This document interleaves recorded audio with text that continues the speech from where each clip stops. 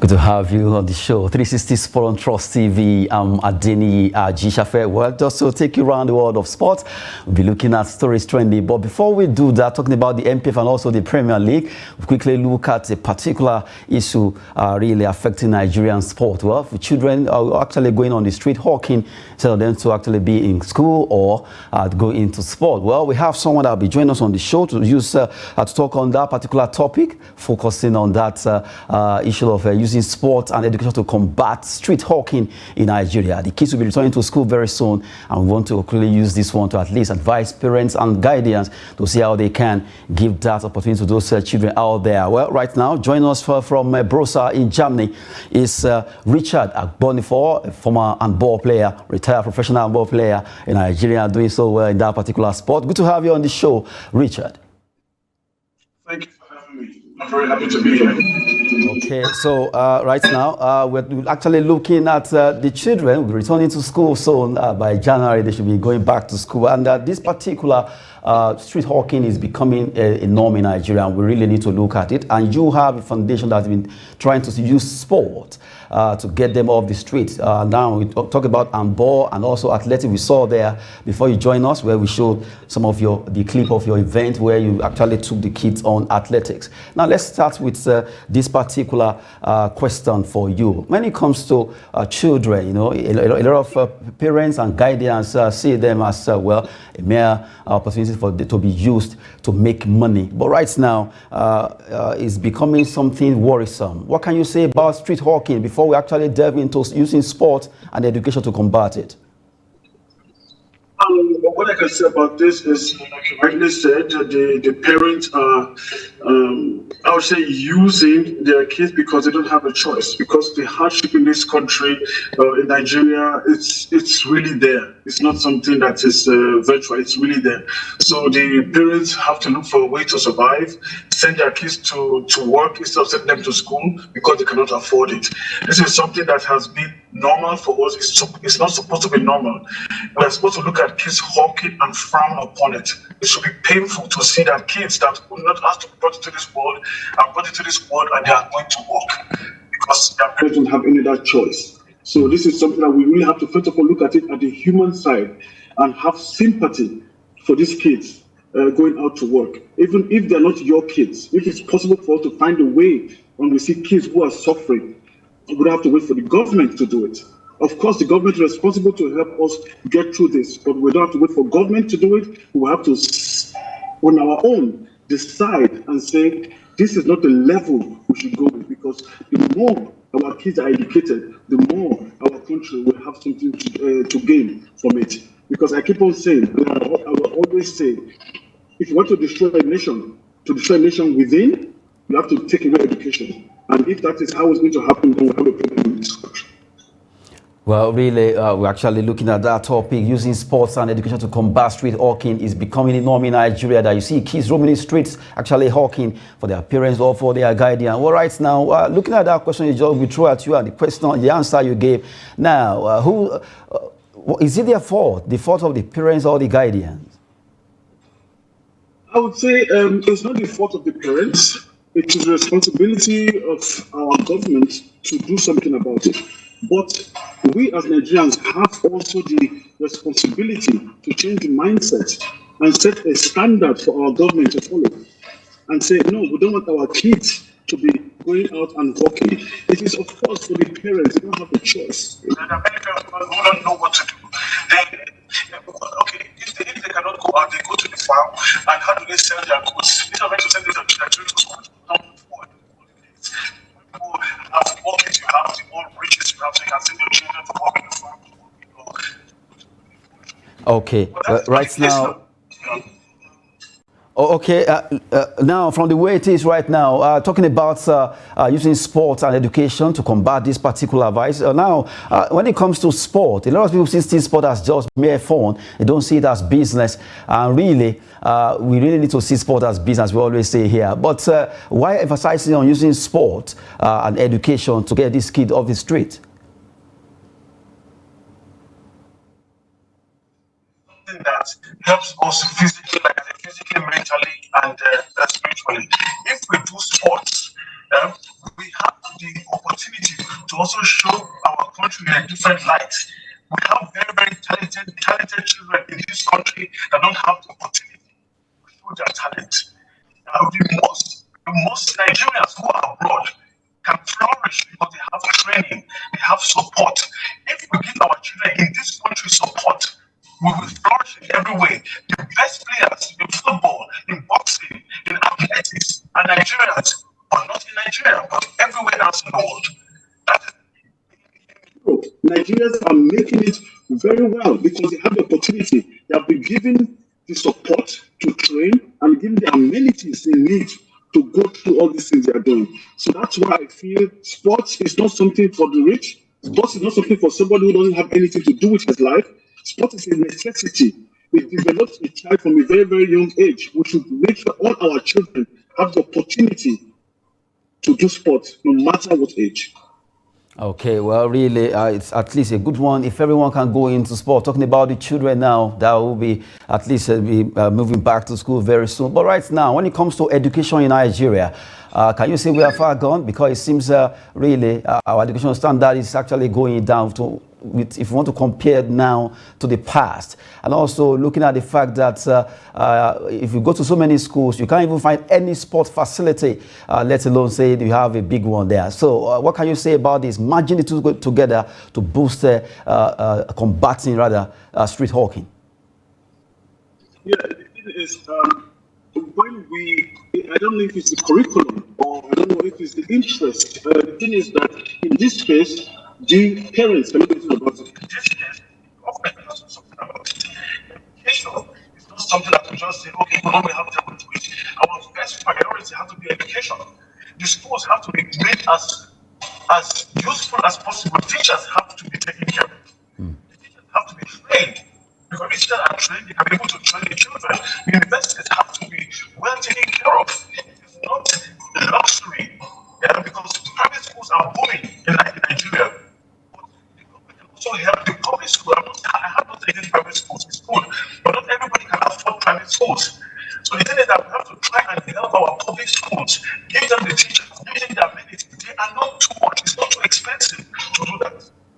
It's not expensive to do that, to give the schools the things they need to help their children, to follow up with these children, to help them grow in sports and to find out a way to make every school sports a necessity. Okay. From the way it is. Okay, good one, Richard Agboni, for joining us from Germany there. Well, we've been talking concerning using sports and education to combat street hawking in Nigeria. Is becoming a big issue, really affecting our children outside there. But right now, before I let you go, let's look at two things quickly. When it comes to sport, your foundation, you've been working hard to see how you can use handball, you as a former professional player, and also athletics to get kids together to at least go into sports. How has it been, the response from these kids and their parents? Parents, sometimes they don't believe that somebody is taking interest in them or their children. They always in Nigeria that somebody wants to take advantage of them. And when they see that our foundation is just there to help, then they open up and they tell their stories about how difficult it is for them to help their children. And the children themselves, the maturity of these children from the age of 9, 10, 11, 12, they already know that the help they are getting is not something that they can take for granted. They come, they bring their results, they walk to our kids and they walk to our secretary and show them their results and say, see what I have friends, I have homework, I have something to, they know what they're getting. So don't just think that these children don't have anything in their mind. They really know what they're getting, and the response we're getting from people, from companies, even in Nigeria, is getting bigger because somehow Nigerians are seeing that this is something they have to do. It's not something they see as what's the word? It's not something they see as luxury. They see it as something that is a necessity. And the response I'm getting from the sports administrations, athletic administration, from the handball administration, the thing is getting positive because we talked about it and we said they should stop being selfish. They should just start thinking about the kids. And that is what we are getting now from the sports council and sports administration and from the parents also. And this is something that joys my heart when I see that. It reminds me of why I'm doing it in the first place. Okay, good morning there, Richard Agbonifo. Finally, before you go, well, what's the way forward now? If you are to advise Nigerians on using sport and education to combat street hawking? Sorry, I didn't get the question. I said, what's your advice to Nigerians out there concerning using sport and education to combat street hawking? Say, send your children out to do sports. Find a way to go send your children to do sports. If they cannot have any education, find a way to make sure they get education. They cannot call our secretary, go into our website, go to our website and the foundation website, and then you will get help. If you need help, call us, we'll give you help. But if it's not possible, okay, we just have to go now, Mr. Richard Agbonifo. Thank you so much for your time joining us from Brussels, Germany. Thank you for having me. It's always a pleasure talking to you. Okay, good morning there. We just have to quickly look at that. A big monster really taking over. We just have to quickly find a way to combat this street hawking because the kids will be returning to school very soon. But right now, let's go back to activities that happened yesterday. Well, right now, we'll be looking at the stories trending. CAF Awards, after that particular award that Oshoala won, well, she had to take it to Mr. President. President Tinubu hosts Oshoala in Lagos. Good one for Asisa Oshoala, winning it 6 times, breaking that record. At least she has done well for herself, and right now she had to meet the first family of Nigeria. That's President Tinubu and the first lady. They are presenting that award and also showcasing to them that yes, she has done this, and she has won this rather, and really a lot of Nigerians celebrating her for the fact that she has a record 6 times winner of that award there. Congrats to Asisat Oshoala, who has really done well for herself in the world of football. This is an encouragement to the young ones out there who wants to go to football. As a lady, you can as well at least thrive in this sport, just like Asisat Oshoala. Right now, joining us from Kaduna is Tunji Oyeleke. Tunji, good to have you on the show. Peace be upon you, my brother. How are you doing? I'm fine. How is Kaduna?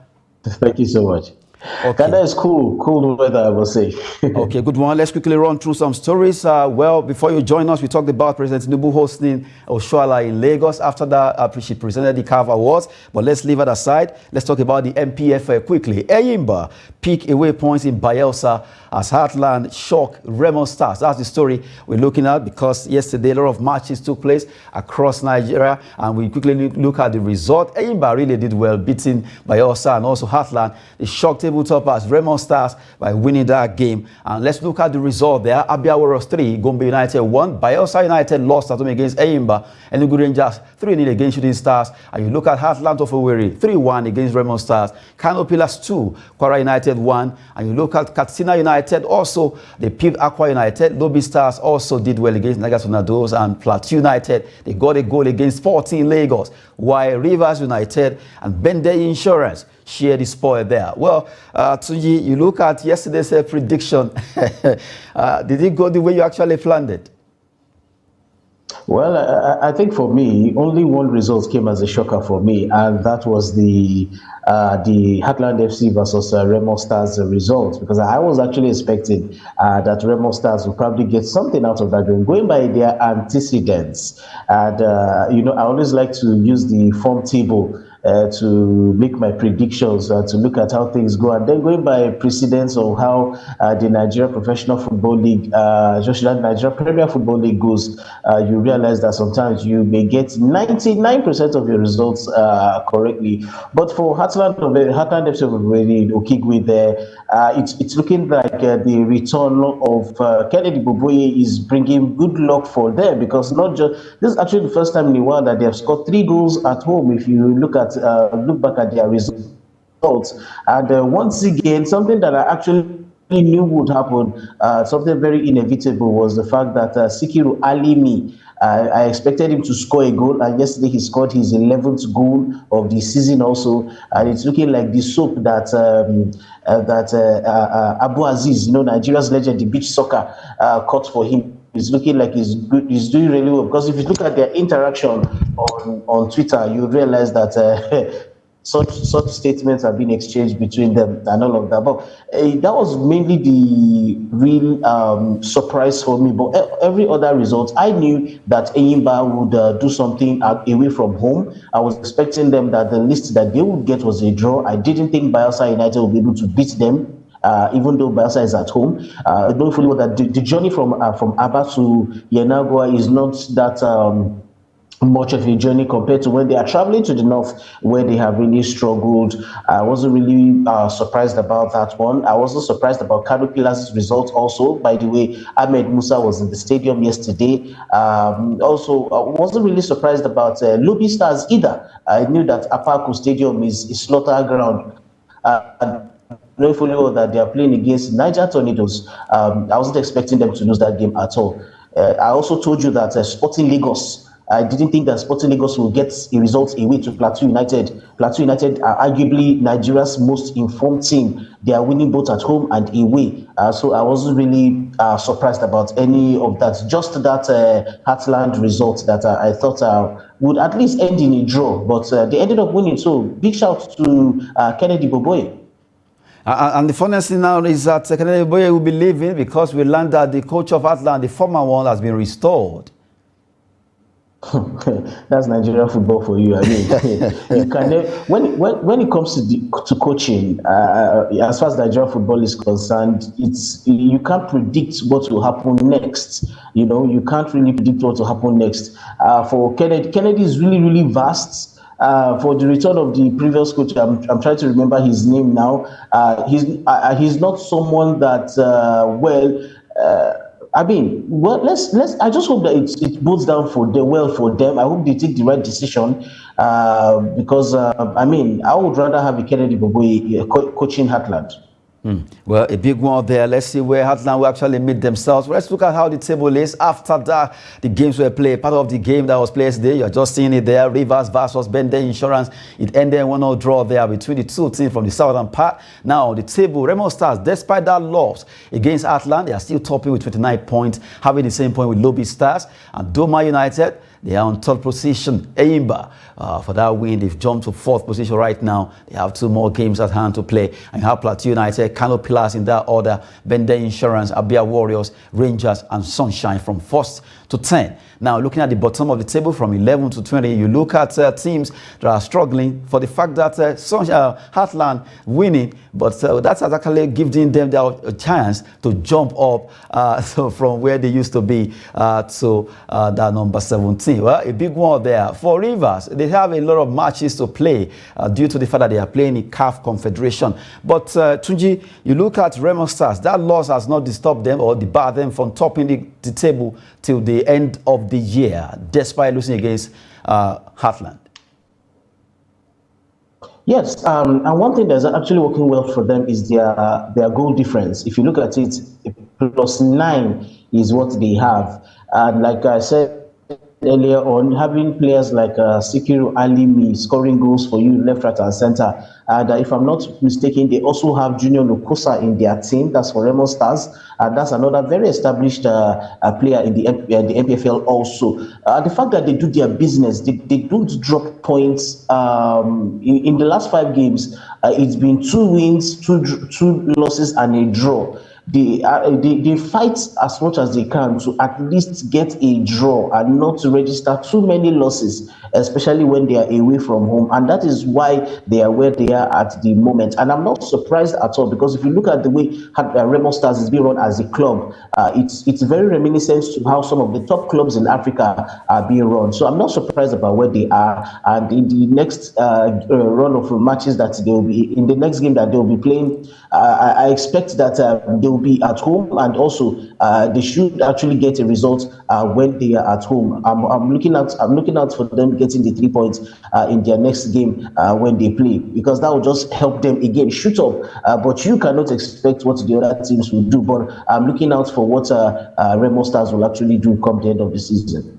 Well, big one there, just to let you have a feel of what happened in the MPFL. We quickly cross over to England. Another shocking one. Let's look at that story. West Ham stunned Arsenal at the Emirates, a big one. Never actually expected that to happen, but that story, West Ham stunned Arsenal at Emirates. It was a fantastic performance from David Moyes and his team. They won that game too. Now let's look at the result. Also, we look at the table quickly before our time is wrapped up. Let's look at the result of the match, the games that were played yesterday. Brighton 4-2 against Tottenham Hotspur. West Ham 2-0 against Arsenal. For Brighton, they also shone brightly against Tottenham Hotspur as they were able to score 4 goals against Tottenham, who scored 2. Now, looking at the table quickly, we look at, well, from the way it is, Arsenal, they are still standing top there, but Liverpool ahead of them with 2 points. Aston Villa, Man City, Tottenham Hotspur, West Ham. Now they've at least moved to 6th position. Man United in that pecking order. Just to let you have a feel of how the table is standing now.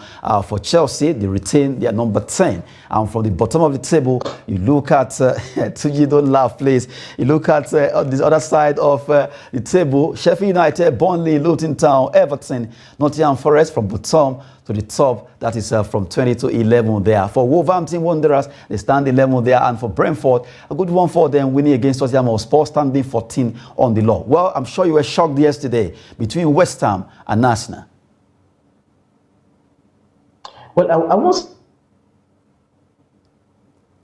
77 touches in the opposition box, which is a record in the whole of the league. Not even Manchester City, who replicates the tiki-taka that Pep Guardiola has brought, have not managed to do that. You also have 30 shots against your opponents, and you cannot concede. You cannot score even one out of those chances. Then that's a recipe for failure, I must say. And I won't say I was surprised. I knew that with the setup of West Ham, they will come to disturb Arsenal. They want to stop Arsenal from playing, and they did it just. Okay, a big one there. And they were very, very, very clinical when they had their own chances to score, and that was just the difference. Well, seriously, a lot of Arsenal fans didn't see that coming, really, even though it was a shocking one, Battle of London, but you can just look at West Ham United, and that really they were ready for this particular match, and at least doing those 2 goals, scoring those 2 goals without being replied, shows that they were really ready, and you can give kudos to the entire team for the fact that Solskjaer and Mavropanos getting those goals for them. For David Moyes, it's at least that coach has actually broken records for the first time and being able to beat them over there at home. That's a big one for them. For Tottenham versus Brentford, did you see that coming too?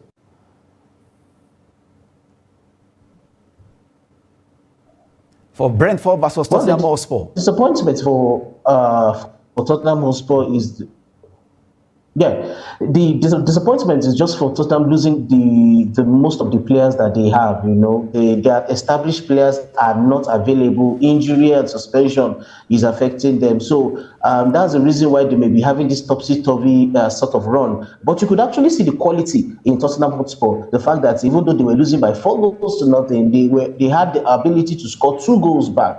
So for Ange Postecoglou, it's all about him being a disciple. But let's not also forget that there were some questionable VAR calls yesterday also in that game, which Ange was not happy about. But it's just one of those things for Tottenham Hotspur. You expect that it will not happen like this all the time, and expect them to get 3 points in their next game. That I can guarantee you.